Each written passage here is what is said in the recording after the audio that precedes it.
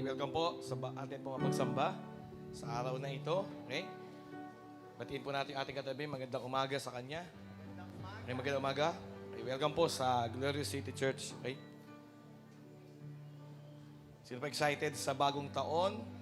Sino pa excited sa pag-fasting niya? Yan, ano? Amen? Kamusta po ang inyong fasting? Pumalakpak po yung mga nagpa-fasting.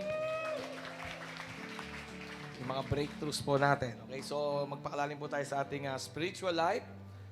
Magpakalalim po tayo kay Lord. Seryosohin po natin yung kanyang salita. Seryosohin po natin yung ating daily devotion. Ano po? Magpaka-spiritual po na tayo sa ating buhay. Magpaka-spiritual na ho tayo, ano? Sa ating pong normal na buhay, yung mga mananampalataya. Pwede ba pumalakpak yung mga believers o mga mananampalataya po? Yan, na magko-conquer, mag-harvest ng matindi sa 2024. Amen? Amen? Amen. So pag-usapan po natin, let the increase begin. Okay, sabi mo, let the increase begin. Amen? Okay? Sa Ephesians 3 verse 20, sabi po dito, now to Him who is able to carry out His purpose and do super abundantly more than all that we dare to ask or think, infinitely beyond our greatest prayers, hopes, or dreams, according to His power that is at work within us. Okay? Palakpakan po natin yung salita ng Diyos na yon, no? Ang ating Panginoong Jesucristo, siya po yung kaya. Sabi mo sa katabi mo, kayang-kaya ni Jesus. Okay? To Him who is able to carry out His purpose. So yung purpose niya, to do super abundantly. Sabihin mo nga, super abundantly. Grabing salita na yun, ano? Super abundantly, more than all that we dare ask or think. More than what we dare to ask or think. Infinitely beyond our greatest prayers. Tindi, no? Yan po matinding verse, ano? Infinitely beyond. Grabe, no? Our greatest prayers, hopes, or dreams, according to His power. Ibig sabihin po, may power si Jesus at work sa loob ng bawat isa sa atin. At work within us. So yung kilos ni Lord mula sa ating puso, mula po sa ating kalooban. Amen. Palapakan po natin ang Panginoon. Okay? So, do not limit God with your mind. Sabi mo sa katabi mo, I will not limit God. Huwag ka maglagay ng limitasyon kay Lord sa isip mo. Sa iyo lang naman yun. Sa isip mo lang naman yun eh. Diba? Do not limit God. Believe for something great this year. Sino po excited this year? Mas magiging mabuti siyang tao. Amen? This year, talaga pong seryoso ang personal mong development. This year, mas self-aware ka na. Amen? Sa taon na ito, dapat mas gising ka na. Gising. Tinamay kitabi mo, gising ba? Hindi lang po physical na nakadilat ang mata. Yung gising talaga yung kanyang isipan. Self-aware. Sabi mo nga, self-aware. Walang ibang sisisihin. Hindi po ang gobyerno, yung sarili mo ang dapat magising. Amen? Self-aware. So, yun po, ito'y labanan ng mga nagising na. Yan. Ito ay labanan ng mga may consciousness na. No? Conscious na siya sa kanyang sarili kay Lord. Yan. No? Conscious na siya sa Diyos. Na nakikita niya yung sarili niya sa harapan ng Diyos. Nakikita niya na kung paano siya magbabago. Hindi mundo, hindi paligid, hindi gobyerno, hindi asawa mo, hindi anak mo. Ikaw ang dapat maghanap ng dapat mong baguhin sa iyong sarili. Hello? Kasi kung meron mang magpapabago sa buhay mo, ikaw yon. Kung meron mang magpapasenso sa sarili mo sa 2024, ikaw yon. Huwag kang magintay ng saklolo ng ibang tao. Ikaw ang dapat magpakatino. Ikaw ang dapat magbago. Ako ang dapat mag-develop ng sarili ko. Ako ang dapat gumising na sa realidad. Ako ang dapat kumilos. Pumalakpak ka sa Diyos kung naiintindihan mo yan. No? Yon. So kung nagpunta ho kayo dito, gusto nyo ng magic prayer para mapagpala kayo, maliho na puntahan yung lugar. No? Wala akong magic prayer dito. Meron ka ng blessing. Kalokohan yun. No? Magsumikap ka, i-discover mo yung mga skills, kakayahan, abilidad na nilagay ng Diyos sa'yo Tutulungan ka ng Diyos kapag nagsimula ka ng maging responsable sa iyong sariling pag-asenso. Yan, no? Gusto mong maayos sa pamilya mo? Huwag mong asarin yung asawa mo. Ikaw ang magpatawad, ikaw ang magpakabait, ikaw mag-aral, magpakumbaba, ikaw mag-aral, mag-adjust. Amen! Sumigaw ka ng malakas na amen kung nakuha mo yan.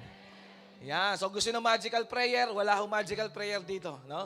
Magsipag ka, magsumikap ka. Amen. Doon ka pagpapalain ng Diyos. Doon tatapon ng Diyos sa'yo lahat ng pag-asenso, pagpapala, pagsagana, pagtino, pagbait. Amen? Ano gusto ninyo? Once a year ka lang magsisimba, bless ka na, kalokohan ho yun. Yun po ang tunay na scam. Amen? Pumalakpak po sa Diyos, nakakakuha nito. Napakasimple ho niyan.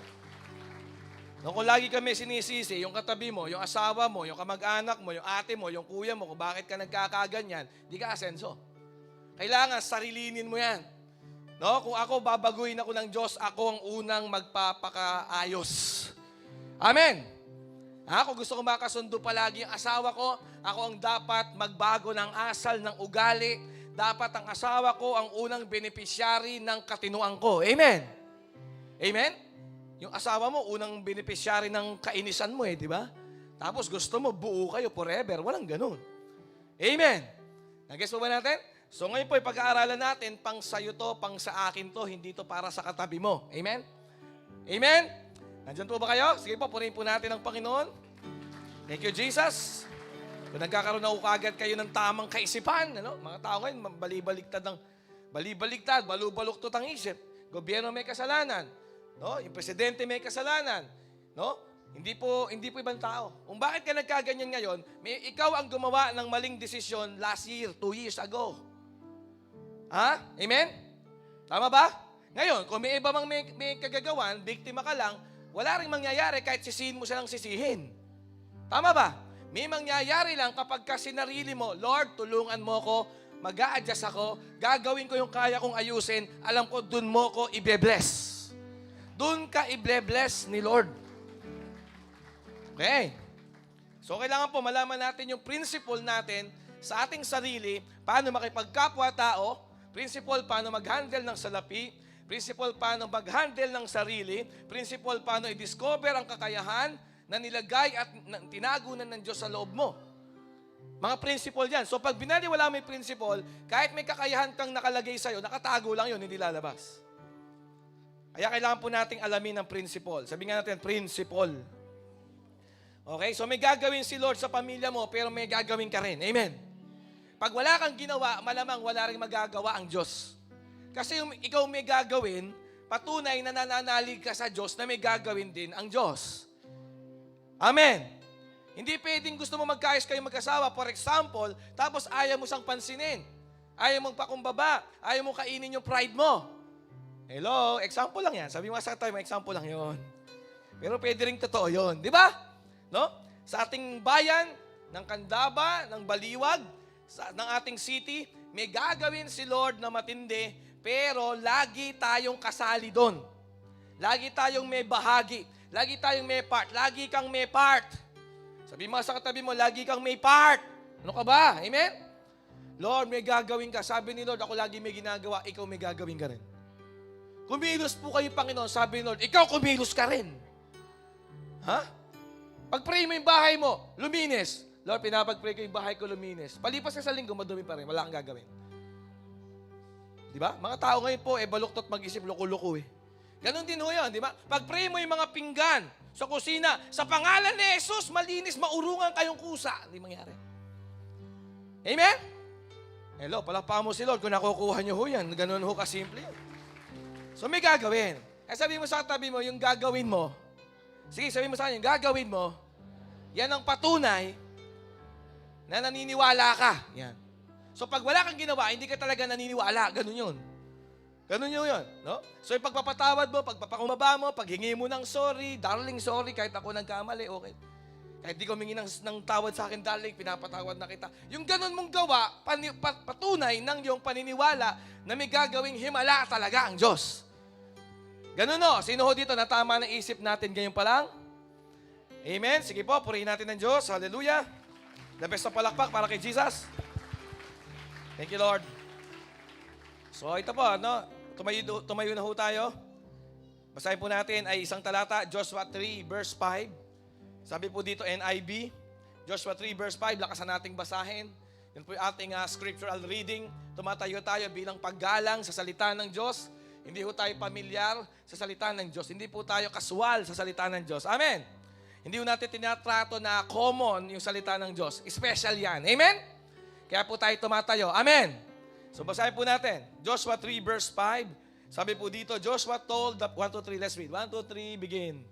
Joshua told the people, consecrate yourselves, for tomorrow the Lord will do amazing things among you.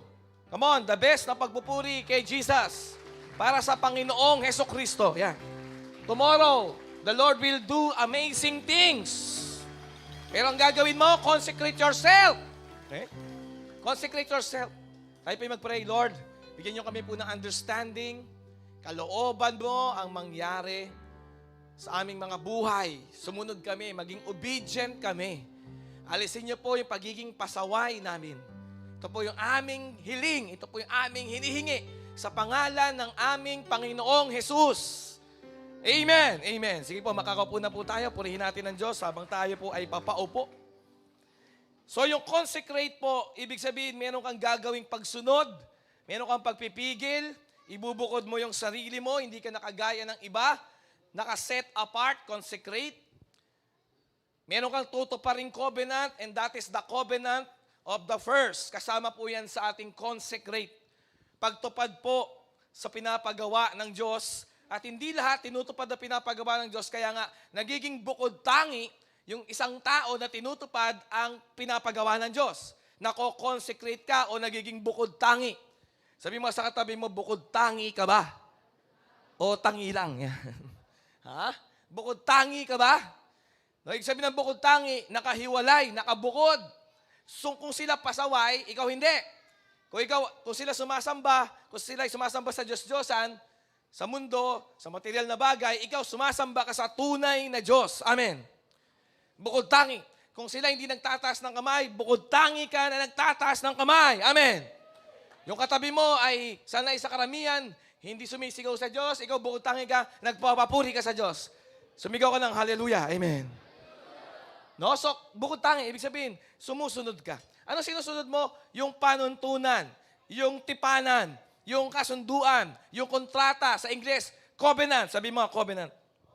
At ang pinag-aaralan po natin, pangatlong linggo na ngayon, the covenant of the first. Sabi mo, the covenant of the first.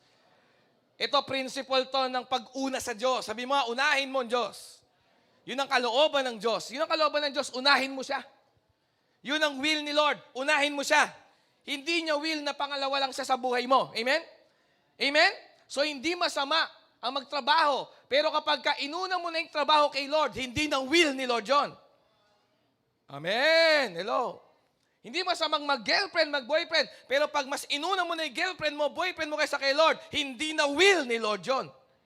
Pumalakpak po yung nakakukuha niya. Napakasimple ho niya.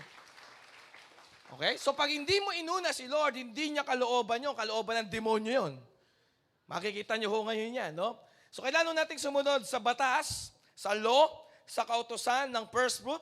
Ito po yung batas, law po ito. Sa people of God, sa spiritual realm, sa pag-create ng buong universe, o iba pang universe, kung may iba pang universe, meron pong law na sinusunod ang Diyos. Tawag po dito, the law of the first. The principle of the first. Sabi mo, the principle of the first. Offer the first to get the all. Yan. If you will offer the first, you can get all. You can get everything. You can get all the things that is good and amazing. Amen. Woo! Hallelujah. May tao ba dito? Pag binigay mo yung first, makukuha mo yung lahat. Pumalakpak sa Diyos, yung nagpupuri, at mag-o-offer mamaya ng first fruit niya. Offering natin po. Sa taon na ito, come on, wala po yata nagpupuri sa Diyos dito ng totoo. Yung matindi. Yung hindi po nakadepende kung pinapansin o awkward sa katabi. Amen! Woo! Hallelujah! Amen? How we do one thing is how we do everything. Ha? How we do anything, anumang bagay na gagawin mo, paano mo ginagawa anumang bagay, ganun mo gagawin lahat ng bagay sa buhay mo. Kung petex ka sa paggawa ng bagay na to, petex ka rin sa iba. Kung pabaya ka sa pag-asikaso, sa damit mo, pabaya ka sa magiging trabaho mo sa opisina. Kung anong gagawin mo sa anything, yun ang gagawin mo sa everything. Pag tinignan mo yung salita ng Diyos, paano mo itatrato yung una, ganun mo itatrato yung lahat. Pag sinarili mo yung una, sasarilinin mo lahat. Kapag kinamkam mo yung una, kakamkamin mo yung lahat. Pero kapag inalay mo yung una, iaalay mo rin ang lahat. Hallelujah. Kaya nasa una yan. Kung anong gagawin mo sa una, yun ang gagawin mo sa lahat. At kung gusto mong makuha yung lahat na magaganda, lahat ng pag-asenso, lahat ng pagpapala, lahat ng kaaya-aya, lahat ng kapuri-puri, gusto mong makuha yung lahat ng yan, kailan matuto kang mag-offer, mag-sacrifice ng una mo. No? Kung paano may tatrato yung una, ganun may tatrato lahat. Principle po sa Bible yan. Kung hindi mo kayang ibigay yung una, hindi mo maibibigay yung lahat. Oo. Paano ibibigay yung buong sweldo mo na 12 buwan sa isang taon? Sino naniniwala pag-aari ng Diyos lahat? Ngayon, sino may cellphone dito? Ba't may cellphone ka ngayon? Kala ko ba si Lord may-ari? Paano kung pinapakuha na ni Lord lahat ng pag-aari niya mula ngayon? Magiging satanista ka ngayon. Hello? So nakita niyo po, tinetest tayo ng Diyos sa una. Anong gagawin mo sa una? So pag inoffer mo yung una, kapag inalay mo yung una, makukuha mo lahat ng pagpapala na todo sa 2024, 11 buwan pa ang paparating. Yes, amen. Kasi yung una, nililinis nito yung kasunod. Parang ganon. No? Kapag inalay mo yung una ang pangtubos sa mga pangalawa, sa mga pangatlo, sa mga pang-apat, sa mga pang-5, pang-6, pang-12. Hanggang 12 buwan ng taon ng 2024. The first fruit sanctifies the next fruit or the following fruits. Romans 11 verse 6. If the first portion of the dough offered as the first fruits is holy, ginawa mong holy, ginawa mong banal, yung first fruit, ibig sabihin, hinandog mo, inalay mo, so is the whole batch. So ganun pala. Sabi mo sa Bible. Sa verse. Amen? Sabi sa Romans 11 verse 6, kapag inalay mo yung first fruit, no? Para pong, yan po yung unang bahagi ng dough, yung buong batch, yung buong masa po na yon ay magiging malinis karapat-dapat. Yung first fruit, yan po yung yung root. The first fruit is the root, sabi po dito sa verse.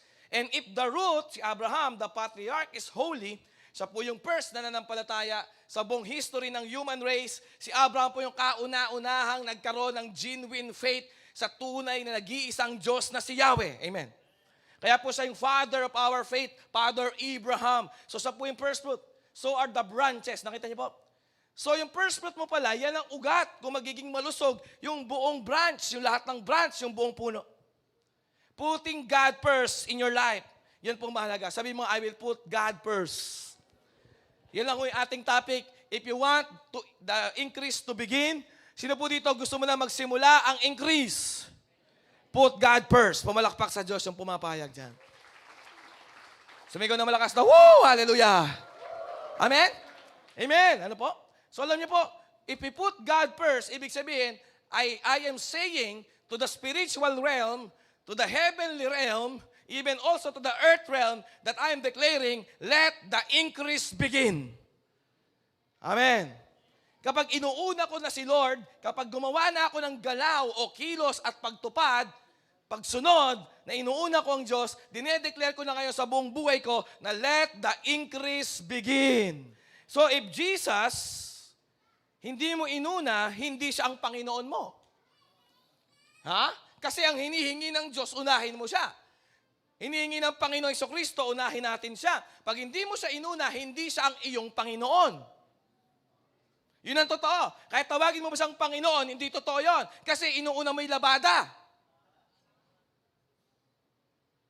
Kasi inuuna mo yung Facebook. Ha?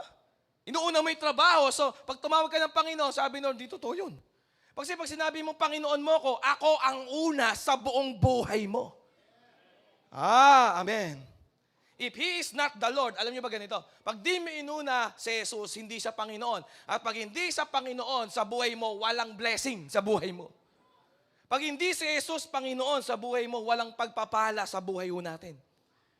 Wala po kayo maranasang pabor na mula sa langit. Wala pong pag-asenso, wala pong pagdami, wala pong pag-increase, wala pong prosperity sa buhay ho natin sa lahat ng bahagi. Kapag hindi siya ang Panginoon. Paano mo siya gagawing Panginoon? Siya ang uunahin mo. Pag di mo siya inuna, hindi talaga siya Panginoon. At pag hindi siya Panginoon sa buhay mo, walang pabor, walang pagpapala, walang biyaya, walang pagsagana sa buhay mo. Ang meron lang ay sumpa, sabi sa Malakay 3, verse 8, saka verse 9. Mamumuhay ka araw-araw sa sumpa. Kasi hindi mo talaga siya inuuna. Yan po ay principle ng purse. Sabi po na isang magaling na manunulat, si C.S. Lewis, sabi niya to, when first things were put first, second things began to increase. Palakpakan mo ang Diyos kung nakuha mo yan. English yan. Amen? Galing ka sa English. Amen? Amen? When the first things were put first, second things began to increase. The third things began to increase also. No? 4th, 5th, 6th, 7th, 8th, 9th, 10th, hanggang 11, hanggang 12 months of the year. No? Kapag inuna mo ang Panginoon, kapag inuna mo yung dapat unahin, yung mga susunod, aasenso, magi-increase, madadagdagan, dadami yung mga kasunod. Amen. Thank you, Jesus. Ano ibig sabihin ng purse? Ibig sabihin ng purse, meron kang pwedeng ibang bagay na iuna. Hindi mo pwedeng sabihin purse kung nag-iisa lang yan. Pag sinabi mong first, parang karera, may second, may third, may fourth, may fifth, may sixth. At pinili mo na siya yung maging una. Ibig sabihin, ginawa mo siyang una. Preceding all others. Bukod sa iba, siya yung inuna mo, preceding all others.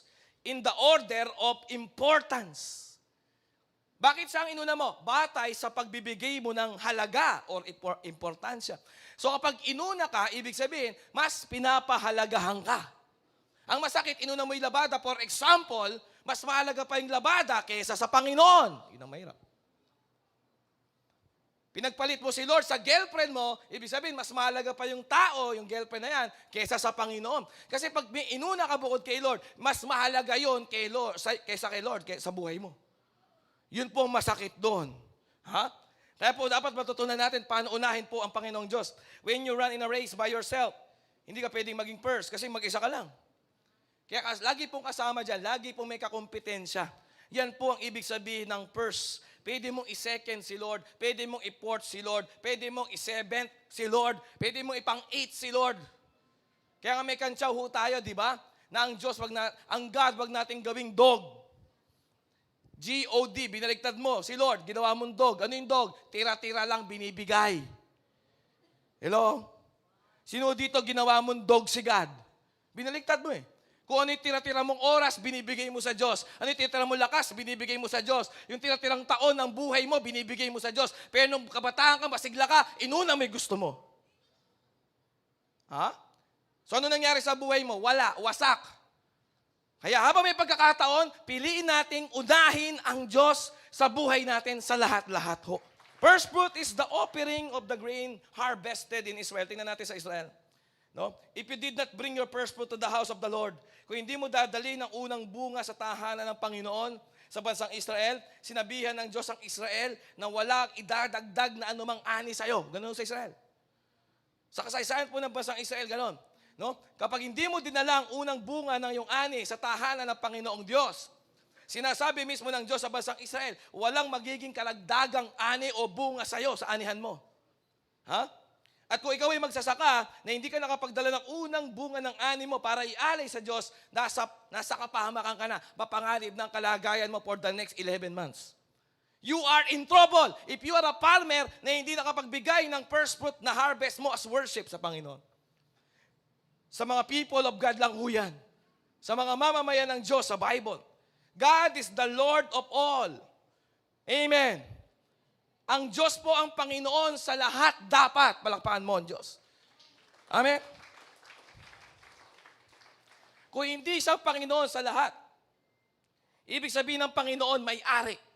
Ibig sabihin ng Lord, landlord sa apartment na pinapaarkila, ibig sabihin, siya yung may-ari ng apartment na yon, siya yung landlord. E pag sinabing Lord, siya may-ari.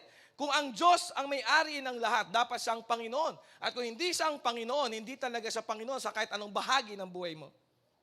Kung hindi siya Panginoon sa mga bagay na inuuna mo, hindi talaga siya Panginoon. Ibang Panginoon mo, ibang Diyos mo. Maging totoo ka dyan. Alamin mo yan. Sino ba talaga ang Diyos sa buhay mo? Ikaw ba? O ang Diyos talaga? Ang Diyos ba talaga? O baka ikaw? God is the Lord of all or He is not the Lord at all. Ha? Kung siyang gagawin ng Panginoon, siya magiging Panginoon sa lahat. Sa love life, sa financial life, sa night life, tatanggalin mo na yon, no? Sa everyday life, sa physical life, sa mental life, intellectual, lahat ng life mo, si Lord na magiging Lord. Kasi kung hindi siya gagawing Lord sa lahat, hindi na siya magiging Lord sa kahit ano sa buhay mo. Nakuha niyo po? Ganon po ang Diyos. Para alam mo lang, para alam mo yung puti sa itim. Ha? Kung hindi siya magiging Panginoon sa buong pagkatao mo, hindi siya maging Panginoon sa isang bahagi na lang ng buhay mo, Lord. Sa bahagi na ito, dito ka Diyos. Pero dito sa 90%, ako boss. Busamos ka. Di mo ganun ang Diyos. So kung ang Panginoong Diyos, hindi mo gagawing Panginoon sa lahat, hindi lang siya magiging Panginoon sa kahit alin. Kaya kung ako sa'yo, sirusuhin natin ang Diyos. Pero pagka ang Diyos naging Panginoon talaga sa buhay mo, makakaasa ka na ang buhay mo, lagi lang dadami, madadagdagan, mag-i-increase, mapapabuti, gaganda, magpa-prosper, magiging favorable. Goodness and mercy shall follow you all the days of your life. You will be blessed in the city. You will be blessed in the country. You will be blessed sa papasukan mo. You will be blessed sa lalabasan mo. Amen. Purihin mo ang Diyos na matindi. Hallelujah. Kasi siya ang Panginoon. No? Ang Diyos dapat Panginoon sa atin. Tayo, mahilig tayo, pengi noon. Lord, pengi noon. God, pengi noon. Yan, di tayo, di ba? No, nakakita tayo sa SM, pengi noon. Department Store, pengi noon. Hindi Panginoon eh. Hindi ganun ang Diyos. Hallelujah. Kailangan hayaan mo ng Diyos ang may-ari lahat sa buhay mo. Pag si Lord may-ari lahat sa buhay mo, anumang hingin mo dapat naka-align sa gusto ng may-ari, then lahat ng hihilingin mo, ibibigay ng Diyos. Amen. Tingnan natin ito. Nilagay ng Diyos si Adan tsaka si Eva sa Garden of Eden. Pinatulog si Adan, pagising, may asawa na siya. Sino dito, natulog ka lang, pagising mo, may asawa ka na. Ha? Hello? So si Adan po, ganun na ginawa ng Diyos. Yan po ang unang disenyo ng tao. Balikan nyo lang yan. Ano ba talaga disenyo ng Diyos sa tao? Dapat talaga hindi mo kailangan magdamit eh. Nagkasala lang talaga ang tao eh. Di mo naman kailangan mag-deodorant eh. Nagkasala lang talaga yung tao. Amen? Amen! Di ba? So si Adan po, pinatulog ng Diyos, pagising niya, may asawa na siya, at hindi niya kailangan magtrabaho ng 60 hours a week. Noong oras na yon sa Garden of Eden. Para may ipakain at para may matugunan ng kanilang pangangailangan mag-asawa. Hindi yun. Hindi niya kailangan pumasok Monday to Friday, 8 a.m. hanggang 5 p.m. mag-overtime. Wala pong overtime sa Garden of Eden. Hello? Wala pong take-home na trabaho. Pagkatapos magtrabaho ng 8 hours, may take-home ka pang trabaho. Hindi ho ganun ang design ng Diyos sa buhay ng tao. Dahil lang ho sa kasalanan, nagkababoy-baboy eh. Ang ganda ng buhay ni Adan, nakita niyo po, 60 hours a week. Kakain ho siya. Lahat ng kailangan niya provided. Hindi siya magtatrabaho ng 60 hours a week. Hindi niya kailangan mag-work. No? Hindi niya kailangan makipagsapalan sa traffic, sa tricycle. Diyos ko po sa tangos. Amen. Di ba? Hindi niya kailangan makipagsabay sa gitgitan sa intersection, di ba? Hindi niya kailangang awayin yung mga traffic enforcer, napakahaba ng traffic doon, tingnan niyo doon. Amen. Ha? Uuwi ka lang galing sa pagsundo sa hatid ng anak mo, di ba? Doon sa junction ng Jollibee. Grabe, nabusog ka na, nagutom ka na, lipasa ka ng gutom, nandun ka pa din. Hindi na kailangan ni Adan makipagsapalaran sa traffic. Pumunta sa trabaho, magtrabaho. Hindi yun. Siya po ay well provided ng Diyos.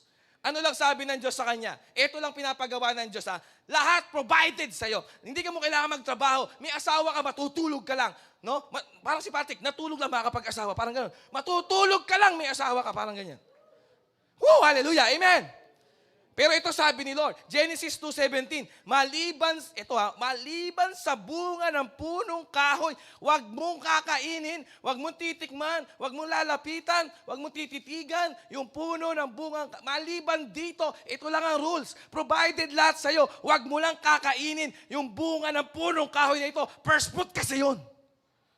Pumalapak ka sa Diyos kung nakukuha mo yung nangyari. Maayos lahat. Hindi mo kailangan mag-deodorant, hindi mo kailangan magdamit, well provided lahat, hindi ka nagkakasakit, protektado ka sa mga mapanganib na hayop, protektado ka sa mababangis na hayop, pero may isang kondisyon ng Diyos, huwag mong gagalawin ang bunga. Sabi mo sa tabi mong gagalawin yung bunga. Maliban sa bunga ng punong kahoy na nagbibigay ng kaalaman tungkol sa masama, mabutit masama, wag na wag mong kakainin ang bungang iyon sapagkat sa araw na kainin mo yon, mamamatay ka, sabi ni Lord. Yun lang. Sabi mo sa tabi mo, yun lang ha. Wag mong gagalawin yung first fruit. Yun ang unang puno siguro sa Garden of Eden. Malamang yun ang unang namunga na punong kahoy sa Hardin ng Eden. Wala pa siguro ang tao doon. Unang nilikha ang lupa, ang tubig, pinaghiwalay ng Diyos. Gumawa ang Diyos ng kapaligiran, atmosphere, environment, ecosystem. No, naggumawa ang Diyos ng mga hayop sa parang, naglagay siya ng puno, bago niya likay ng tao, well provided na lahat. Bago nilikha ng Diyos ang tao, well provided na lahat. Palakpakan mo ang Panginoon. Naniniwala ka pa, bago ka pa ipanganak, well provided na lahat. Pero may isang kondisyon, huwag mong kakainin ang bunga o yung fruit. Una pa lang yun eh. Sabi mo sa tabi, una pa lang yun ah. Binigyan ng Diyos si Adan at si Eva ng isang utos. Sabi mo, isang utos. Ano isang utos na yon? Layuan nyo yung bunga. Sabi niya. Isa lang utos. Lumayo kayo sa fruit na yon. Hindi sa inyo yon. Yun lang. Yun lang. Lumayo, hindi. Huwag mong tititigan. Huwag mong pagnanasaan. Hindi sa inyo yon. Huwag mong titingnan yon. Yun lang. Well, provided lahat, hindi kayo mamamatay, hindi kayo magkakasakit, wala pong manunulot sa asawa mo, Adan, kayong dalawa lang dyan. Amen. Amen? Ha? Walang panganib, walang sakit, walang malaria, walang dengue, walang karamdaman, walang virus, walang bakterya, walang amoeba. Amen. Sarap eh. Isa lang ang utos. Sabi mga sakta mo, isa lang ang utos. Isa lang naman talaga eh. Ano yung unang-unang utos bago magkaroon sa 10 utos? Isang utos, huwag mong gagalawin yung bunga. Amen. Pumalakpak po tayo sa Panginoon. Hallelujah. Sino dito yung unang bunga ng taon? Dati to, sabi mo dati. Ginagalaw mo. Yung unang sweldo ng unang buwan ng taon, sa'yo lahat yun. Yun ho nagre-represent sa atin yun. Sa pananaw natin, diyan natin napapakita na totoo sa puso natin na una si Lord.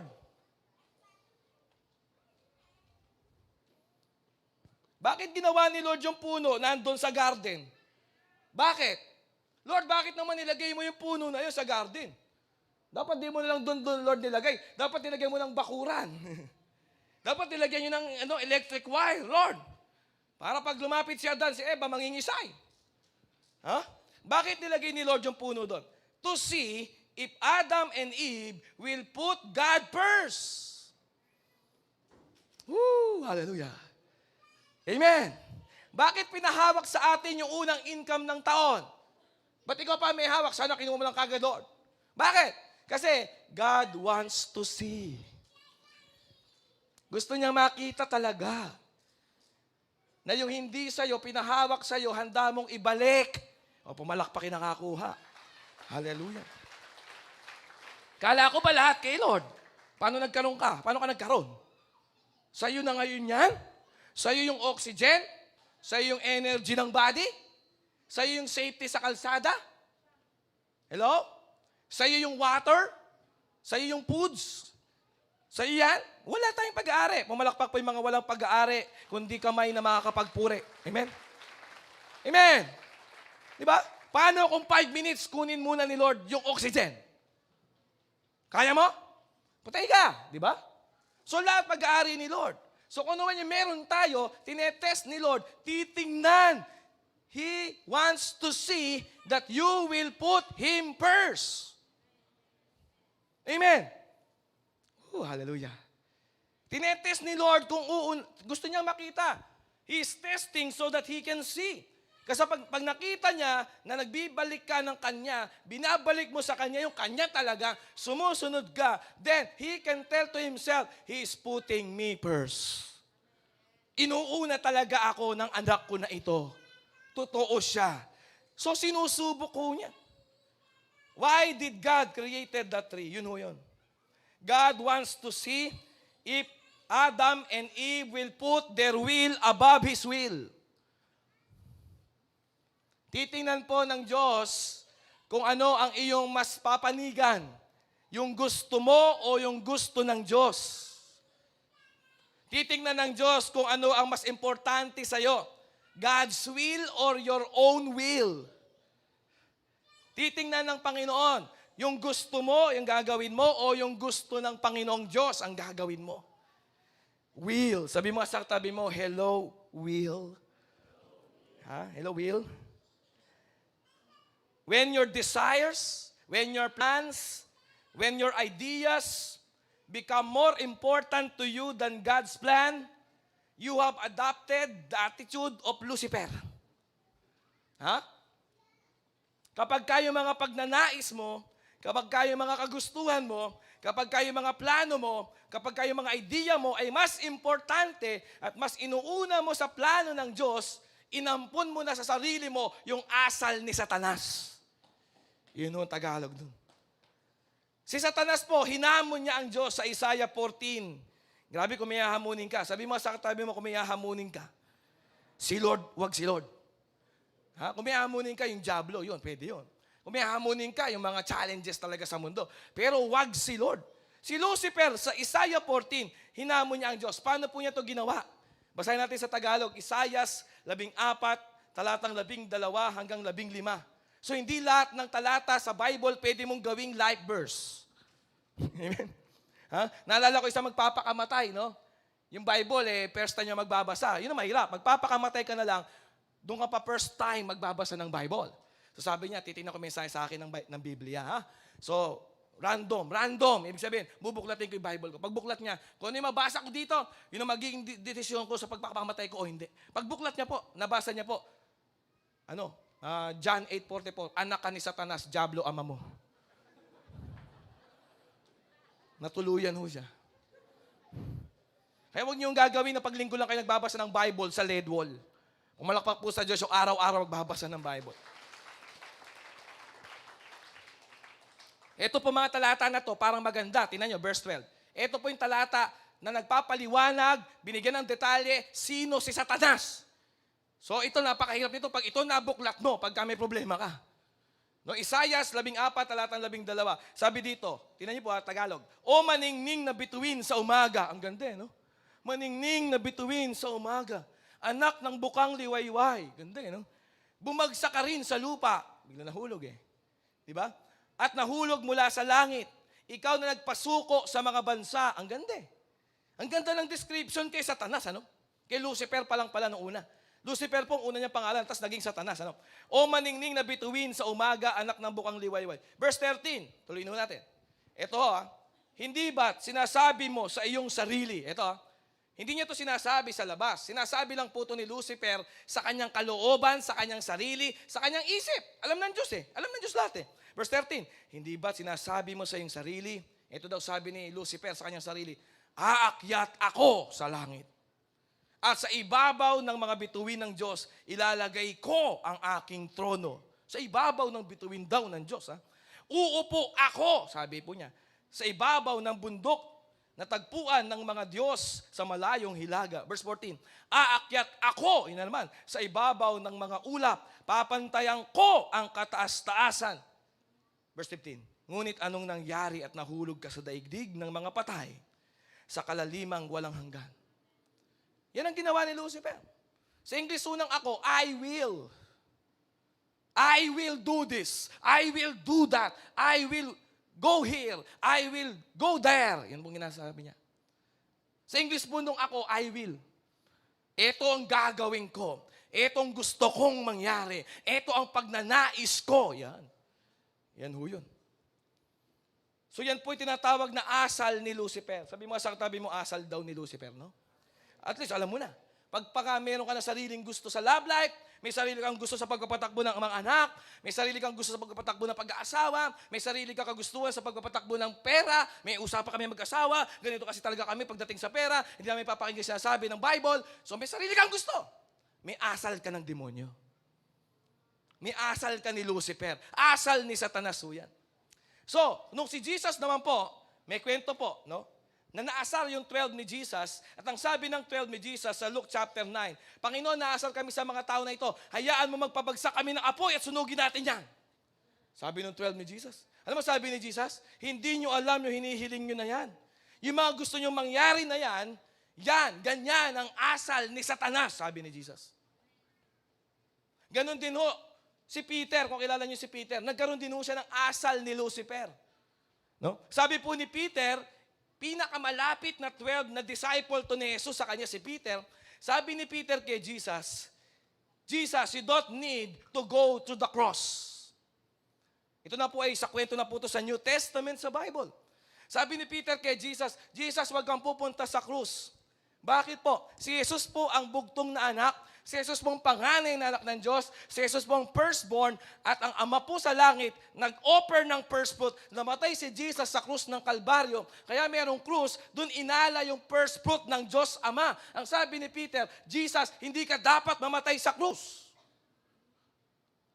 Yung mga madadramang reliyoso, ganyan eh. No? Tuwing mahal na araw nanonood, iyak sila. Pinapako si Jesus, huwag niyo ipako si Jesus sa krus. Di niyo naintindihan. Ipapako talaga si Jesus dahil si Jesus ang first fruit ng Diyos Ama para ikaw na susunod na anak maging malinis, maging ligtas. Kasi kung ano gagawin sa una, panglinis sa pangalawa, sa pangatlo, sa pang-apat na anak, sa pang-limang anak, sa pang-8 billion na anak. Palakpakan mo, Diyos, kung nakuha mo. Amen. Sabi ni Peter sa New Testament, Lord, ayoko mamatay kayo sa krus. Dapat maging political na king kayo sa panahon natin. Ano mo sabi ni Jesus kay Peter? Peter, yan kagustuhan mo yan.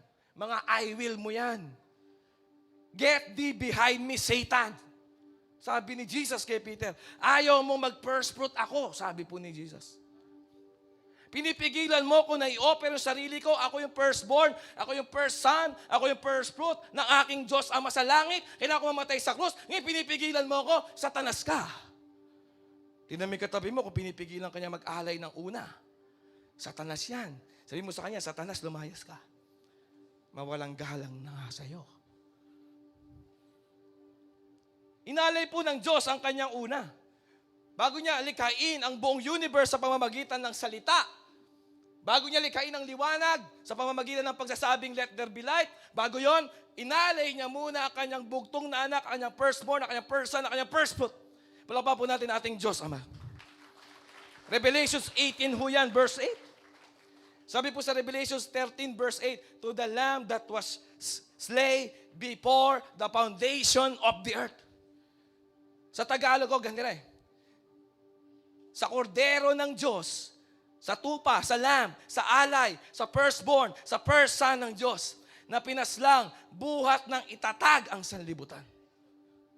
Bago itatag ang buong sanlilikha, bago itatag ang buong kalawakan, ang universe, bago sabihin ng Diyos, let there be light, para magkaroon ng light, meron muna siyang pinangbayad na unang anak, unang bunga, unang kapanganakan, unang anak niya, firstborn, si Jesus Christ yun. Amen. Kaya pag ginaya mo ang Diyos Ama, gagayahin din ng Diyos Ama sa'yo yung pag-asenso, pagsagana, pagdami niya. Amen. Sabi ni Peter, hindi mo kailangan dumaan sa krus. Yan ang eksakto na gusto ng demonyo ni Satanas sa atin. Huwag tayo mag-alay ng ating buhay. Huwag tayo mag-alay ng ating lahat. At huwag tayo mag-alay ng ating una. Kung anong gagawin mo sa una, yun ang mangyayari sa lahat.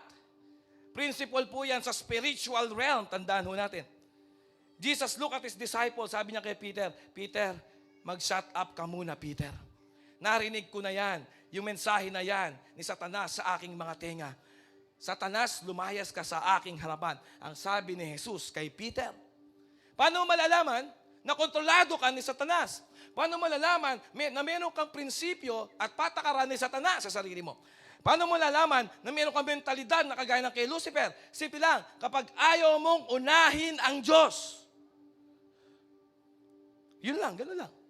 Hindi ka makakapagpanggap ng post sa Facebook kahit magalit ka sa pastor, kahit i-bash mo yung church, yun ang totoo. Anong palatandaan na may Satanas ka? Kontrolado yung Satanas ang isip mo, you refuse to put God first. Hallelujah. when your will is not God's will. Yung gusto mo ay yung hindi gusto ng Diyos. Ang gusto ng Diyos, siya ang una sa lahat. Put God first.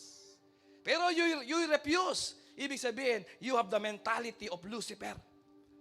That's when you are in a dangerous territory. Yun po ang katotohanan dyan. Satan did not want to put God first. Nakita nyo, sino gusto unahin ni Satan? Sabihin natin mga talata na mga verse na gawa ni Satanas. Sa Bible, Isaiah 14. Sarili niya. Di ba? Doon ako upo sa ibabaw ng bundok ng Diyos. Uunahin ko yung sarili ko. Ako magiging pinakamaningning, ako pinakamagiging maliwanag, ako pinakamagaling bukod sa Diyos. Yun po ang asal po ng dyablo. Inuna niya yung kanyang sarili. Siya po ay archangel. 3 lang pong archangel sa buong kaharian ng langit. Si Angel Gabriel, si Angel Michael, and then si Angel Lucifer. Ito may katabi mo, sino kang angel doon? 3 lang yung archangel. Ibig sabihin ng archangel, pinaka-highest rank ng angel. 3 po, Gabriel, Michael, and then si Lucifer. Amen? Nakita niyo lahat, may L sa dulo. Ibig sabihin ng L sa Hebrew word is God. Michael, ibig sabihin, yung the mighty God. No po, Michael. Gabriel, the messenger of God. Si Lucifer, walang L. Tinanggal niya. Bakit? Creative daw siya, sabi niya. Pinakamagaling, pinakabibo, pinakamaningning. Pero kasama sa top 3 na angels sa buong kalangitan ng langit. Ha? Are you listening? Siguro mga sa 50 billion ang angels sa langit. No po? Ano ko lang po yung estimation? 50 billion angels. Or more. Sa langit. At top 3 doon si Lucifer. Pero nung ginawa sa kanya ng Diyos, nung nagmata siya at inuna niya sarili niya, sinipa siya ng Diyos palabas ng langit. God kicked him out of heaven. And he became the devil. Bakit? Why? Because Satan worshiped his own will. Top 3 na yun out of the 50 billion angels na lang sa buong kingdom of heaven. Pero kinick out ng Diyos sa heaven. Are you listening? Si Adam tsaka si Eve, isa lang ang utos eh. Huwag niyong gagalawin eh. Tantanan ninyo. Sabi mo sa tabi mo, tantanan mo yung unang bunga. Huwag mong pagdiskitahan, huwag mong pagnasaan kung ano gagawin mo, huwag mong kamkamin, huwag mong gamitin, huwag mong kainin. Palakpakan mo si Lord. Amen? Yun lang ang isang utos kay Adan tsaka kay Eva.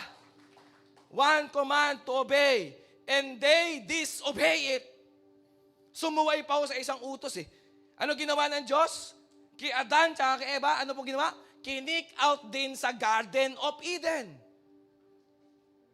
Si Satanas, inuna sarili, hindi ang Diyos, kinick out sa kalangitan.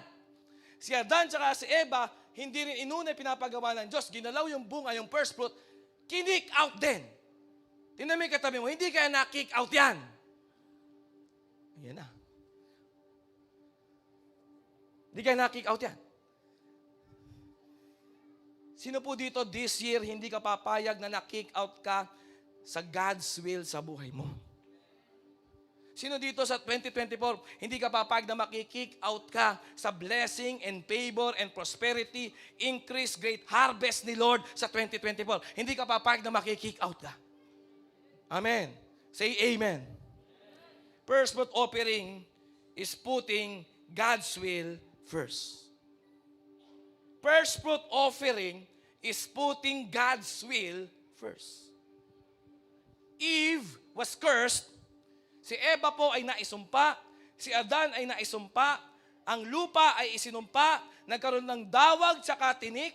Ang buong buhay natin sa mundo naging sumpa hanggang sa ngayon. Bakit? Dahil inuna po ni Adan at ni Eva yung kanilang sariling idea.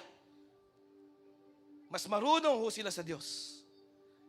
If Jesus is not first, He is not Lord. Kapag hindi una si Jesus sa buhay ng isang tao, hindi si Jesus ang Panginoon ng tao na yon. Ganun. Ganun ho, kalinaw yon. Kapag hindi si Jesus ang inuuna ng isang tao, hindi si Jesus ang Panginoon ng tao na yon. At kapag ka hindi si Jesus ang Panginoon ng tao na yon, hindi man magiging pagpapala ang buhay ng tao na yon. Hindi man magiging prosperity ang buhay ng tao na yon. Marahil siguro nakikita mo sa material pero hindi rin sa material. Palakpakan po natin ang Panginoon. Kung hindi magiging Panginoon ang Diyos sa lahat, hindi siya magiging Panginoon sa isang bahagi ng love life mo. Hindi pwede yun. Kung hindi siya magiging Panginoon sa lahat, hindi siya magiging Panginoon sa isang bahagi ng financial life mo. Kung hindi siya magiging Panginoon sa lahat, hindi siya magiging Panginoon sa tahanan, sa relationship ninyong husband and wife. If He is not the Lord of all, then He is not the Lord of all. Si Abraham. Bakit pinili ng Diyos si Abraham para maging ama ng mga mananampalataya? Para maging father of faith of believers. Bakit? 5,000 years na, almost, or 6,000 years na po, ang nakalilipas tungkol sa kwento ng buhay ni Abraham after niyang mamatay. Hanggang ngayon, siya po ay kilalang kilala, sikat na sikat pa rin ho, si Abraham. Simple lang, kasi naintindihan niya ang batas ng first fruit. Tinan po ninyo itong napakagandang talata na ito, gustong-gusto ko. Hindi magkaanak si Abraham, baog ang kanyang asawa, baog din ho siya, at miraculously binigyan siya ng Diyos ng himala na anak na lalaki, si Isaac. Sabi mo, Isaac. Noong 14 years old na si Isaac, alam mo, sabi ng Diyos sa kanya, sa Genesis 22, sabi ng Diyos kay Abraham, Abraham, i-offer mo ang firstborn son mo, si Isaac. Walang question, kaagad po, naglakbay si Abraham ng 3 araw. Dala-dala niya po, ito nga pong si Isaac na 14 years old, inalay ho niya sa bundok ng Moriah, Genesis 22. Tapos para mag-alay noong unang panahon, gagawa ka ng altar mula sa bato na pinagpatong-patong. Meron po itong panggatong na mga kahoy, nakaset na, nakaready na. Nilagay po ni Abraham doon yung kanyang firstborn son, yung kanyang first fruit na si Isaac, pinakaminamahal niya. Ito yung himala ng buhay niya. Bagamat baog silang mag-asawa, nagkaroon ng himala, si Isaac yon. Pero this time, handa niya itong patayin at ialay kay Yahweh. Genesis 22 verse 12. Sasasakin na niya ngayon, nakita ng Diyos ang puso ni Abraham. Nakita. Sabi mo sa tabi mo, nakita. Ang goal, makita ni Lord yung puso mo sa pag-o-offer mo ng firstborn mo. Ipakita mo sa Panginoon. Kaya po yung mga prayer ko doon sa mga nag-first fruit offering na mga nauna, sabi ko, Ama, nakikita mo yung puso nila.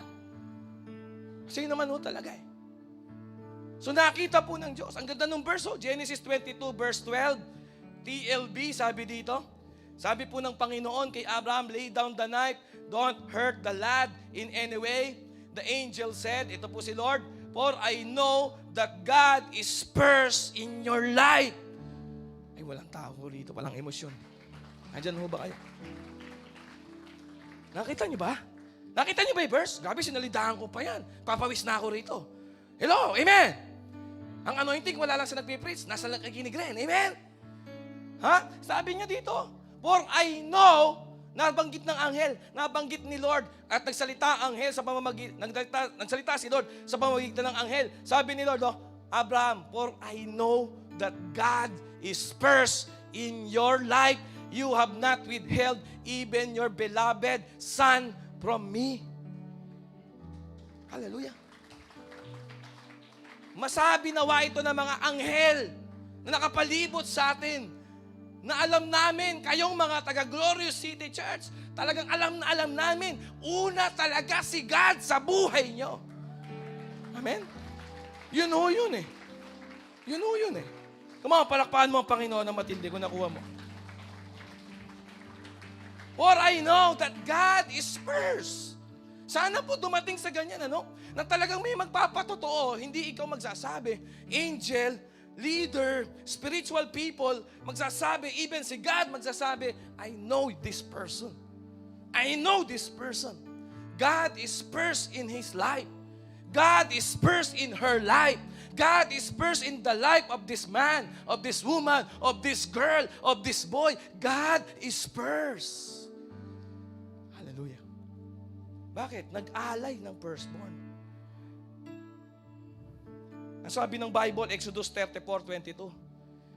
iyong ipapangilin ang pista ng mga sanglinggo, mga unang bunga ng pag-aani ng trigo, at mga kapistahan ng pagtitipon ng ani sa katapusan ng taon.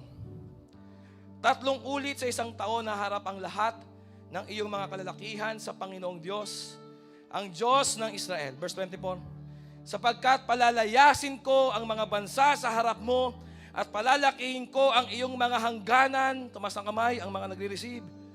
Woo! Sa akin tong talata na to, at hindi pagnanasaan ng sino man ang iyong lupain, sapagkat ikaw ay umakyat upang humarap sa Panginoon mong Diyos. 3 ulit sa isang taon, huwag kang mag-aalay sa akin ng dugo ng handog na may pangpaalsa. Magtitira man ng handog sa pista ng Paskwa hanggang sa kinaumagahan. Ito pong 3 beses sa isang taon na to. Kasi po ang bansang Israel, 3 beses sa isang taon nagpe-first fruit. Oh. Yung unang 7 araw, magpe-first fruit yan. Yung unang 7 linggo, magpe-first fruit yan. Yung unang 7 buwan, magpe-first fruit yun. 7, 7, 7. Alam pa mo, si Lord kung nakukuha niyo po. No? Yun po yung perfect timing ni Lord sa buong taon nila. So sa first 7 days, they will give their first. Then paglipas po ng 7 weeks, they will give their first again. Second time. Then paglipas po ng 7th month, they will give their first again. Yun po sinasabi po dito. Amen! Hallelujah! Tayo nga po isang month lang, isang taon eh. Yung buong sweldo po natin, tinitipo natin. No? Hindi natin, huwag mo na tingnan. Amen? Sabi mo sa katabi, huwag mo na tingnan upang nasaan. Leave the fruit behind. Sabi mo sa katabi mo, leave the fruit behind. Ha? Yun o yan eh. God's law about the first things. Sa Leviticus chapter 1, tingnan niyo po, may 5 kategorya ng bigay. Kung mayaman ka, magbibigay ka ng kalabaw, number 1. Kung hindi ka ganun kayaman, magbibigay ka ng kambing. Kung hindi mo kaya bumili ng kambing, magbibigay ka ng firstborn na tupa. Yan ang mag-represent, kasama ng handog mo, no? Kasama ng offering mo. Kung hindi mo pa kaya yung tupa, mga 4, magbibigay ka ng kalapate. Ha? Then kung di pa kaya magbigay niyan, magbibigay ka ng turtle doves. Yun, di ko alam kung yung turtle doves. Ganyan kalaki lang ho yun. No? Na parang simbolo lang ho yun na gawa sa tinapay. Turtle doves. In short, bottom line, hindi ka pwedeng pumunta sa offering of the purse, sa celebration of the purse, hindi ka pwedeng pumunta sa feast of the purse nang walang dala. O, palakpakan mo si Lord kung saan ayaw ka. Ha? Yung animals po dito, 5 kategorya yan sa Leviticus chapter 1, verse 1 to 17. Yan po yung nagre-reflect sa ating financial ability. Kanya-kanya yan eh. Ito po yung command ni Lord sa bawat tao sa Israel. Huwag kang lalapit, huwag kang pupunta, huwag kang makipag-celebrate sa anihan, huwag kang pupunta sa feast of the purse nang wala kang pag-honor. Wala kang dala.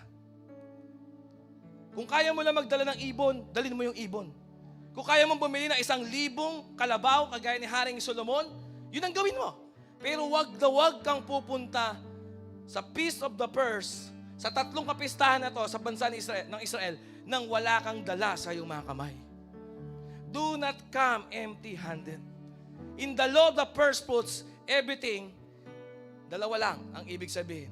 Pagdating po sa pagbibigay ng purse, 2 lang po ang kategorya.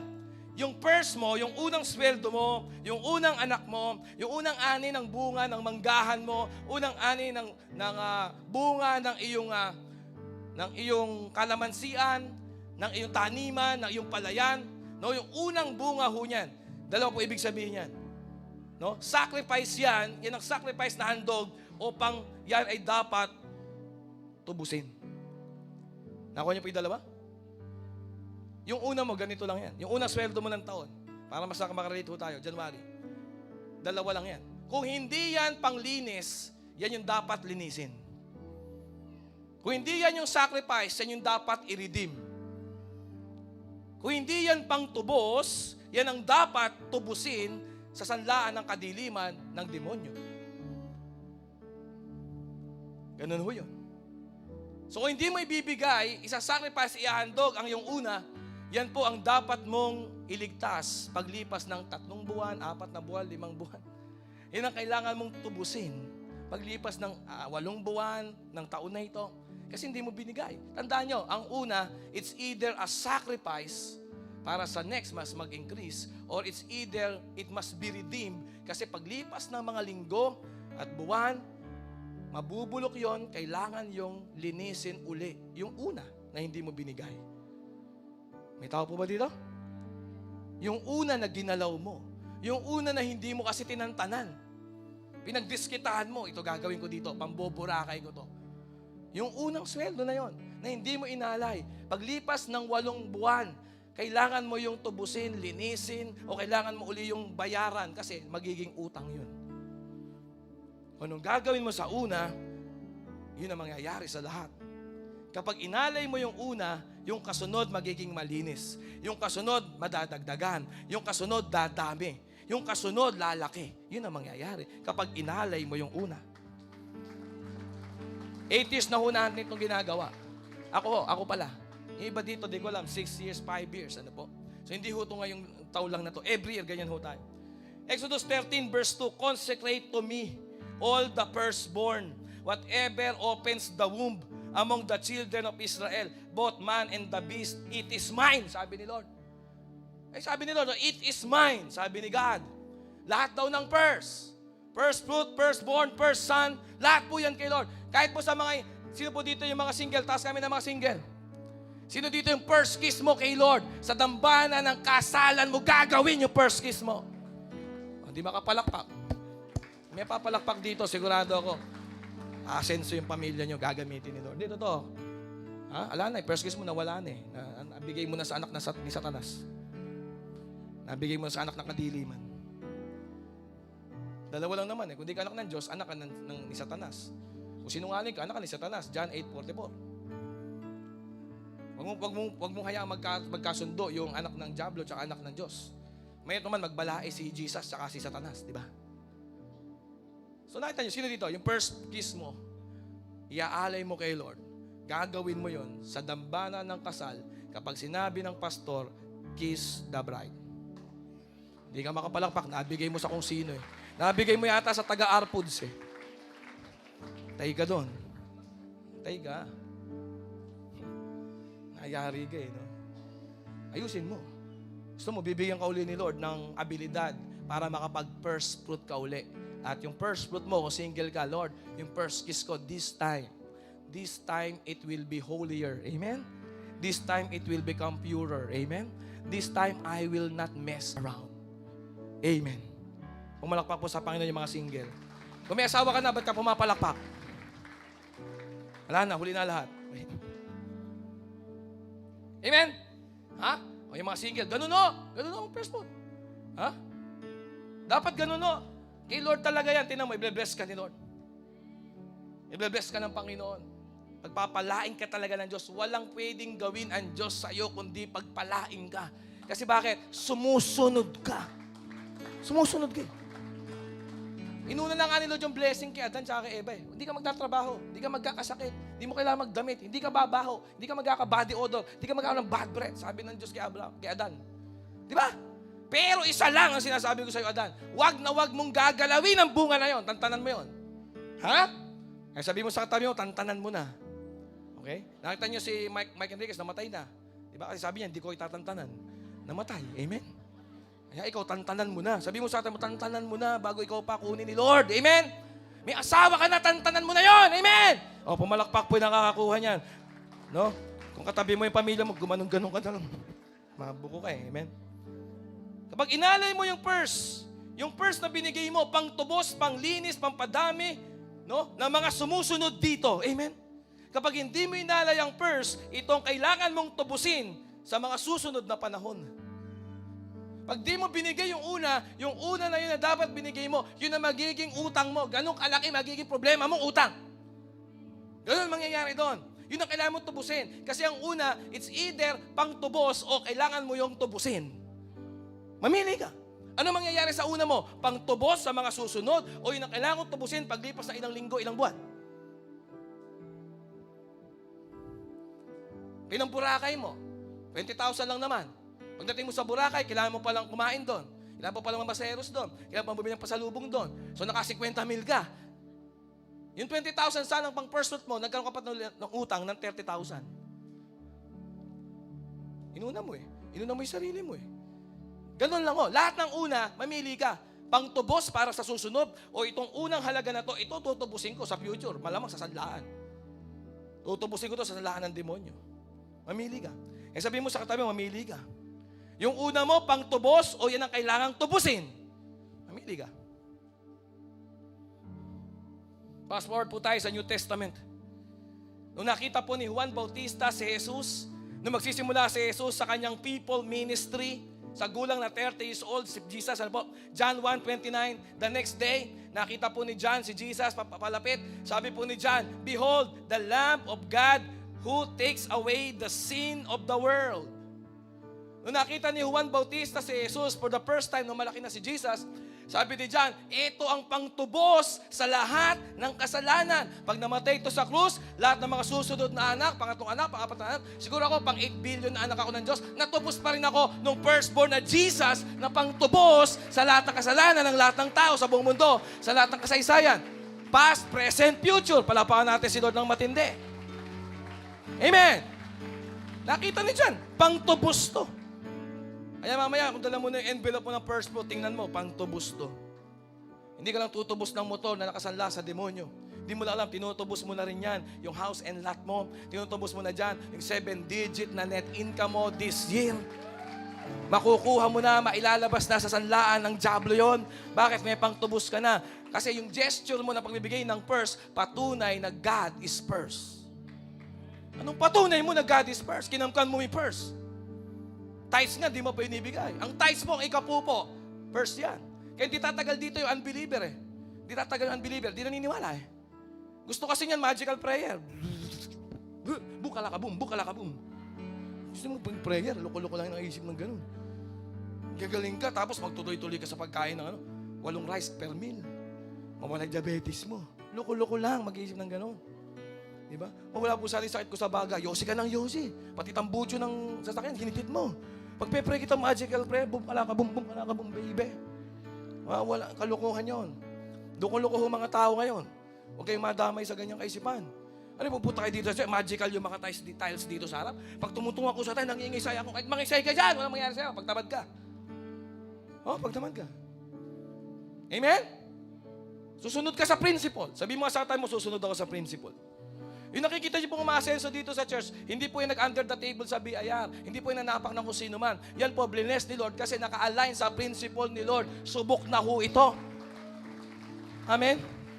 Ngayon, nag-first fruit, kayong puso mo malayo, gusto mo lang kabalik sa pera, wala namang mangyari sa'yo. May gumawa na niya sa church dito. Nagpe-first fruit dyan. Parang ginawa mong wedding. Sure, tama. First fruit ako, 40 mil. Dapat mag 4 million yan, 2 months from now. Loko-loko ka rin eh. Tapos yung puso mo malayo sa Diyos, hindi ka sumusunod sa salita ng Diyos, di ba? Hindi ka nagpapakumbaba, hindi ka sumasamba sa Diyos, hindi ka naman regular dito every Sunday, wala ka sa cell group, hindi ka nagdi-disciple, tapos nag-first month ka ng 40,000, in 2 months gusto mo maging 4 million. Ano to? Forex? Ano to? Trading? Hello? Andiyan ba kayo? Ano to? Sakla? Ano to? Color game? Hindi. Puso mo. Puso mo. Umalakpak ka sa Diyos kung nakukuha mo yan. Puso mo yan. May nagtangka niyan eh. Di ba nakita nyo naman dito? Di naman tayo nakikita dati dito sa Candaba lang eh, di ba? Ngayon naman kahit paano, unti-unti, konti lang, inangat na tayo ng Diyos. Siyempre nakaka-engganyo eh, di ba? Amen? Ako nga, di ko pa kinikwento sa inyo nangyayari sa virtual hub eh, no? Baka ma-hype ka na naman eh. Amen? Di ba? Saka na yun. Next pagbalik namin yun. Amen? Pero tingnan nyo yung utak natin. Alisin mo yung gano'n. Kahit mag-first fruit ka dito 100,000, tapos ang plano mo bumalik sa'yo pera, walang mangyari sa'yo. Kasi yung puso mo sa demonyo. May plano ka lang, gagamitin mo lang yung simbahan, gagamitin mo lang yung turo ni Pastor Jam. Pag di nangyari sa'yo yun, magre-rebelde ka sa akin, ipopost mo ako sa Facebook, okay lang sa akin yun. Pero ikaw pa rin ang miserable. Ha? So ayusin natin, pumalakpak po dito yung naintindihan niyan. Amen? Pangtubos. Spiritual kasi yan eh. Sabi ng spiritual, hindi nakikita ng physical na mata. Ha? Kaya maraming babaguhin dito. Bago ka siguro mag-first fruit, kung bago ka rito, magbasa ka muna ng Bible everyday, sumama ka sa prayer everyday, pumasok ka sa cell group, pumasok ka sa proseso ng Life Plus ho natin. May ganyan ho tayo. Hindi lang po panglinggo ang tunay na Kristiyano. Tatanggalin ko na itong linggo. Kasi linggo ka lang sumisimba. Dapat ang pagsisimba, araw-araw. Amen? Saan mo natutunan yung linggo lang? Ha? Hindi ho. Araw-araw ho, nakaalay ang buhay sa Diyos. Araw-araw po, naglilingkod ka sa Diyos. Araw-araw, nagpapagamit ka sa Diyos. Araw-araw, sumisigaw ka ng hallelujah, pumapalakpak ka. Araw-araw, wala nakakakita dun sa bahay mo. Ganon ang tunay. Amen. So marami kang ayusin. Sino po dito nakita mo marami kang ayusin? Jesus was God's only begotten Son. He was to be a sacrifice or to be redeemed also. Si Adan ang unang tao. Pero imbis na mag-sacrifice, sumuway. Kaya ngayon, siya yung dapat matubos. Siya yung dapat tubusin. Siya yung dapat iligtas. Siya yung biktima ngayon. Si Adan. Si Jesus po, yung pangalawang bago, yun po yung pangalawang taong totoong tao. Siya yung second man. Pero sa totoo, siya talaga yung firstborn ni God. Amen? So ngayon, nagtagumpay si Jesus. Palakpakan po natin si Jesus na nagtagumpay. Dahil hindi siya sumuway. Sumunod siya hanggang kamatayan. Amen? God allowed His Son, a male lamb, without spot or wrinkle to be sacrificed for the sins of the world. Yung kanyang only begotten Son. Ano po ang point? Kapag hindi mo tinanggap si Kristo bilang kapalit mo sa krus, kailangan kang mamatay dahil sa iyong kasalanan. Kailangan tanggapin mo si Jesus bilang substitute mo siya doon sa krus. Kasi ikaw dapat ang mamamatay sa krus, pero meron na nga humahalili.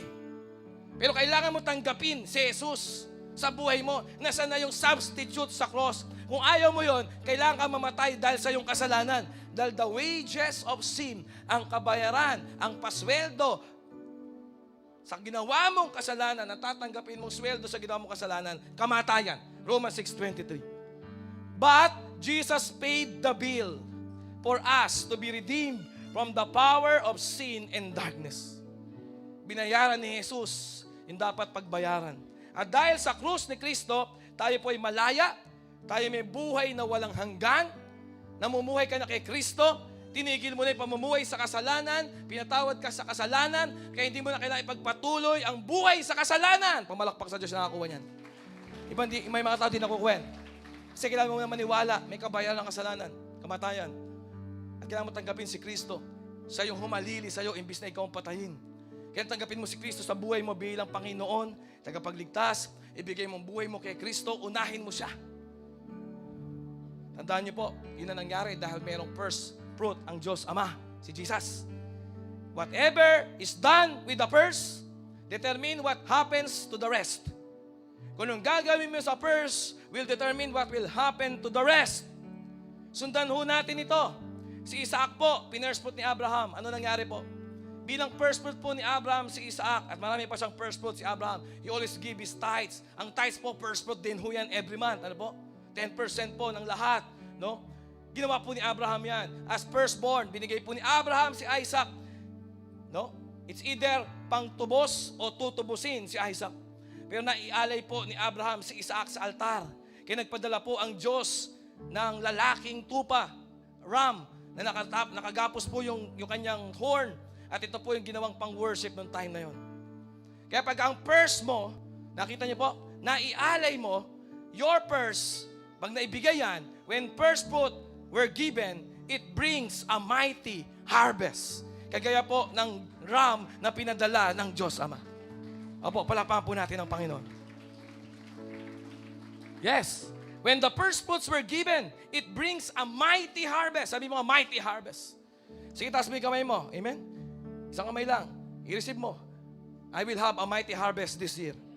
I-declare mo, I will have a mighty harvest this year. Come on, palakpakan mo ang Panginoon. Amen? Follow the history. Tuntunin po natin yung kasaysayan. Whatever is done with the first portion, determine what happens to the rest. Pag pumunta po tayo sa church, sa first day of the week, yun po ay linggo. Kaya 52 na Sunday, nasa church tayo. Kasi po ang first day of the week, yan po magsasabi kung ano mangyayari sa Monday mo. Second day of the week po ang Monday. Tuesday po, third day of the week po yan. Pero ang first day of the week po natin, kapag believer ka, yung Sunday. Kaya sino dito mangangako ka? Every Sunday, ang first day of the week ko kay Lord. Palapakan mo si Lord. You give God your tithes, your purse, and He will bless what is left. Isaac was the first fruits. Nagkaroon siya ng dalawang anak, si Jacob at si Esau. Si Jacob po, nagkaroon ng 12 sons. At naging descendants po siya, naging nation of Israel. Amen? Then God sent Joseph to Egypt. He became the prime minister. Si Joseph po, isa po ito sa anak po ni Jacob. Si Jacob po, anak ni Isaac. Ano po? So balik po tayo kay Joseph. Si Joseph po, pinadala ang kanyang pamilya po, Jewish people na po niya. Sila po tumira sa Egypt for 130 years. At sila po ay naging mighty nation. So si Jacob, na anak po ni Isaac. Si Isaac na first fruit ng kanyang tatay na si Abraham. One day po si Jacob naging bansang Israel. He became a mighty nation. Nangyayari po ang blessing ni Lord.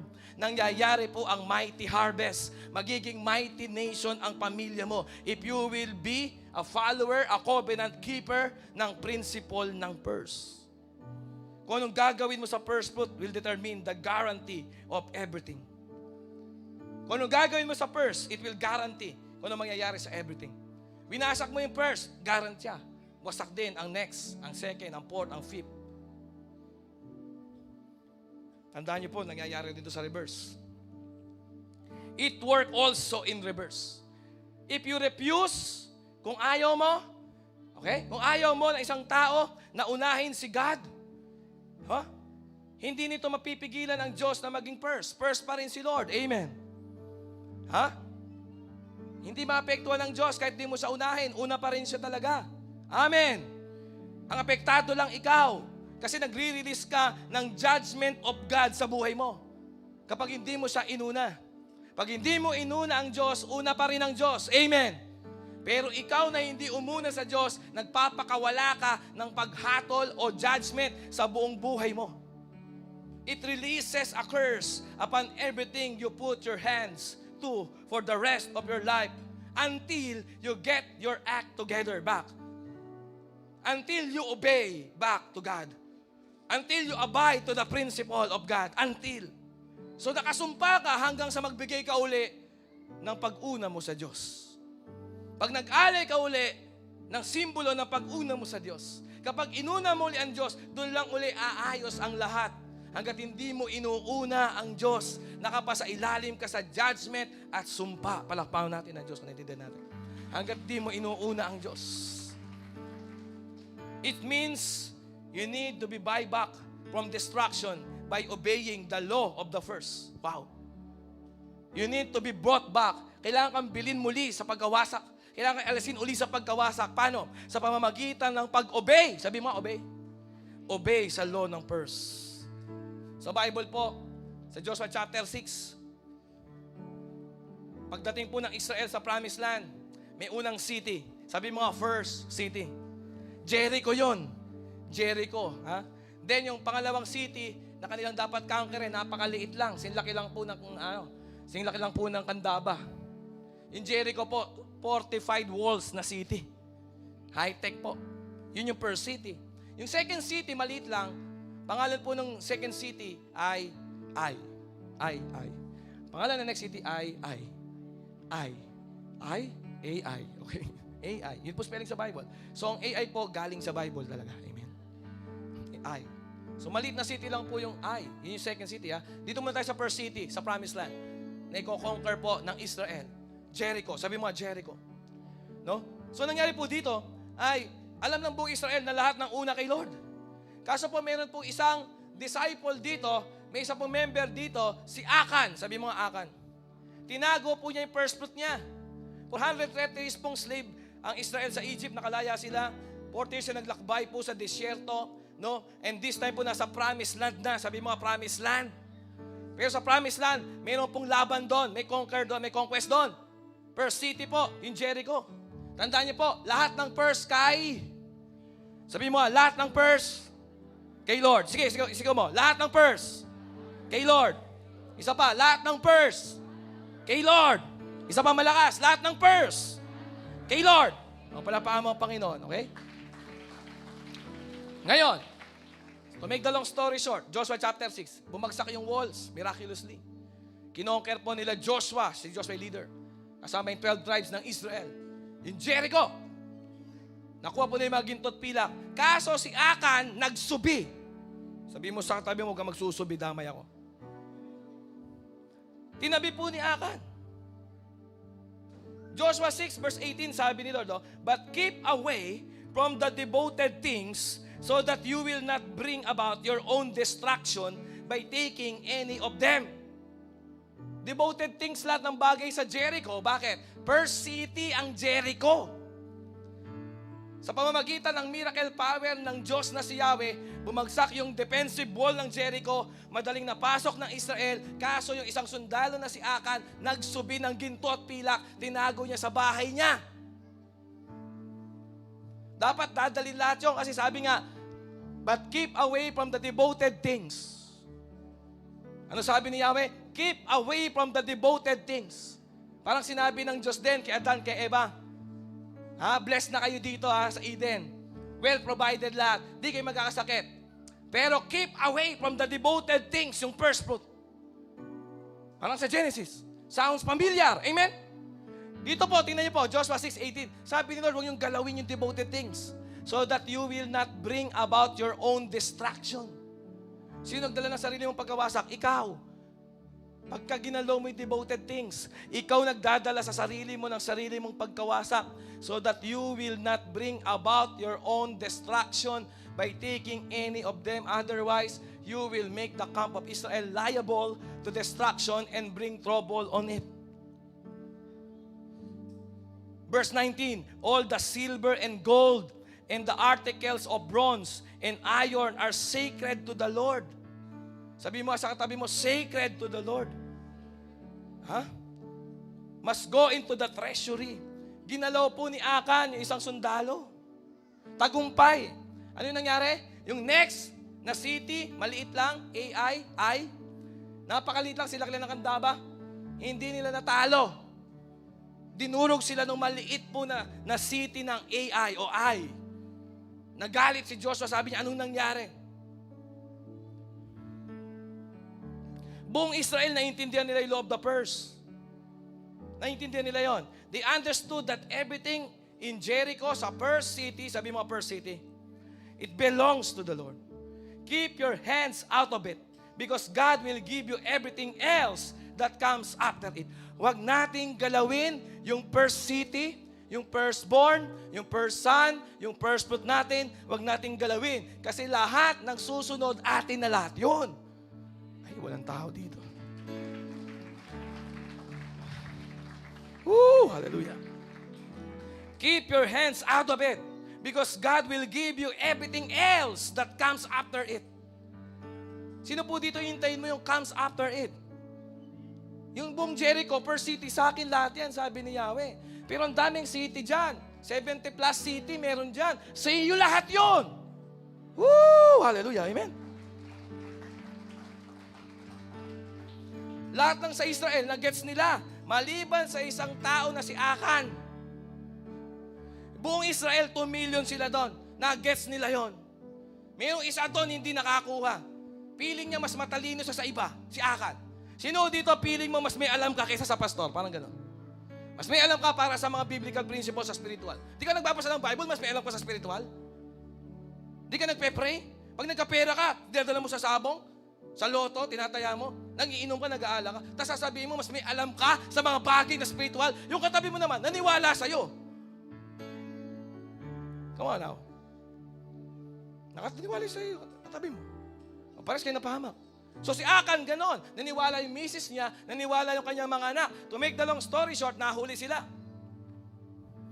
Sabi ni Joshua kay Akan, ito, Joshua 7 verse 19, nagkahulihan ako. Kasi po nag-inquire si Joshua sa Diyos . Sabi ni Joshua, Lord, ba't kami natalo sa pangalawa naming maliit lang na bansa na kinoconquer yung Ai? Ba't kami natalo sa Ai?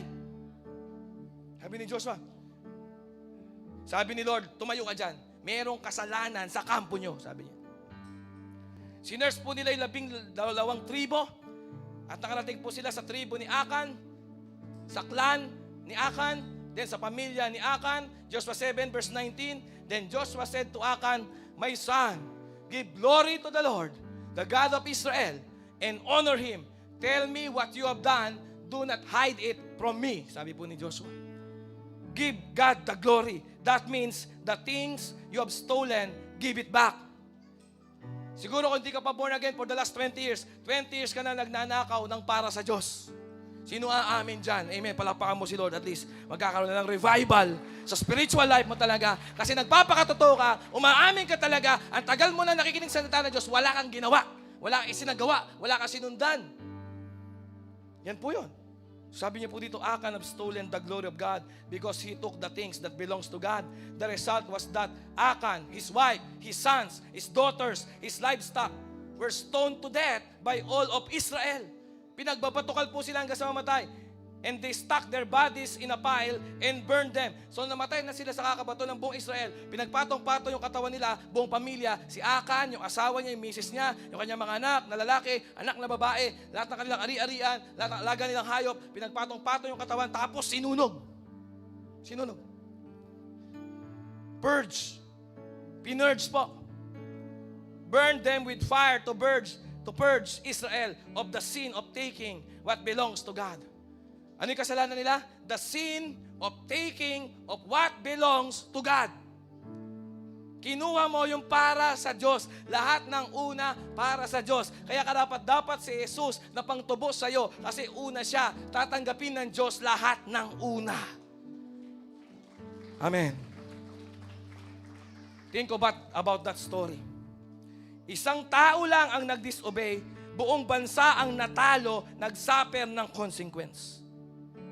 Hindi kaya sa pamilya, sa tahanan, sa relasyon ng mag-asawa, sa inyong apelido, sa inyong angkan, kaya tayo nagsasuffer ng pagiging pangkaraniwan, kaya tayo nagsasuffer sa mediocrity, kaya tayo nagsasuffer sa pagiging average, pwede na yan. Bakit? Kasi merong Achan factor na umaandar. The Achan factor. Sabi mo Achan factor. May kinukuha ka ba sa mga bagay na pag-aari ng Diyos? Sa iyong pamilya, sa iyong mga anak, ang generation na susunod sa iyo, magsasuffer sila kapag nag-refuse kang mag-obey of putting God first. Pag nag-refuse tayo to obey the law of the first fruits. If the church is one body, fitly joined together, then your disobedience affects the whole body. If one man affected 2 million people sa nation of Israel, if one man, Adam, affected the whole human race, 8 billion people ang buhay ngayon. How much more, ikaw maapektuhan mo yung katabi mo. Eh sabi mo nga sa katabi mo, huwag kang maging Achan. Ha? Ito po nagpapaliwanag kung bakit may mga pamilya na nasa born-again church na hindi pa rin nagpa-prosper financially. May mga pamilya na nasa Christian church, hindi pa rin nagpa-prosper financially. Hindi sila naka-align sa God's principles. When Israel was in the desert, yung kanilang mana hindi naubos. Yung kanilang damit hindi na luma, hindi na bulok. Hindi sila nagkasakit, hindi sila na dengue, hindi sila na malaria. Naglalakbay sila 40 years sa disyerto. Bakit?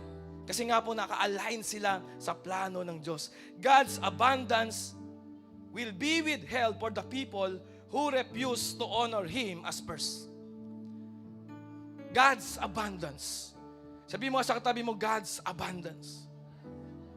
Nung galing kami sa Singapore this year, meron kaming matinding man of God na na-ministera, na tulungan namin ni Pastoran, sinama namin si Bishop Orel through the guidance of Pastor Jonel. At yung man of God na ito, sikat to sa Pilipinas, national level, parang si Bishop Orel. Natanda ko sinabi niya, ayokong tanggapin ang isang karangyaan na hindi galing sa Diyos. Narinig ba? Wala akong planong tanggapin ang pag-aaring material, pinansyal, na hindi galing sa aking Panginoong Diyos. Nag-stick sa heart ko yun. Sino ho dito, hindi katatanggap ng anumang pagpapalang material, pinansyal, na alam mo hindi galing sa Panginoong Diyos? Palakpakan mo Diyos kung nandito ka pa. Amen?